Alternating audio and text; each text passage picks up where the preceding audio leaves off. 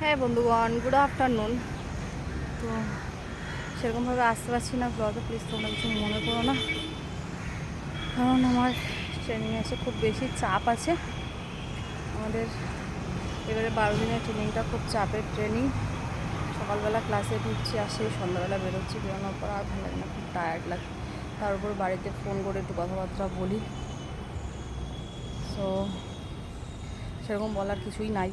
আমি এখানে আটকে রয়েছি ঘরবন্দি হয়ে, একদম জেলখানার আসামিদের মতো আমি আটকে রয়েছি এখানে এসে। খাচ্ছি দাচ্ছি, পড়াশোনা করছি আর শুচ্ছি, এর বাইরে আর কোনো কাজ নাই আমার এখানে। আর সকালবেলা কোনো আপডেট দিতে পারিনি, কারণ খুব বৃষ্টি হচ্ছিল।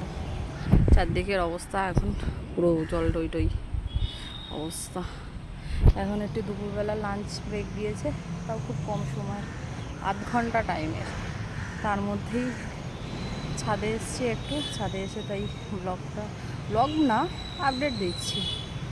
সো তোমরা কিছু মনে করো না, ছোটো আমি যখন আবার বাড়িতে যাব তখন ঠিকঠাক করে আবার সব কিছু ব্লগ করবো।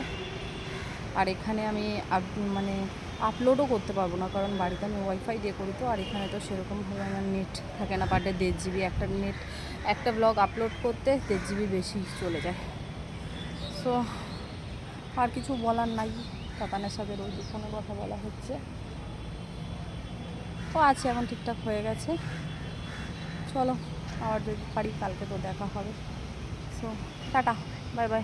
এখন গিয়ে আমি ক্লাসে ঢুকবো আবার। টাটা।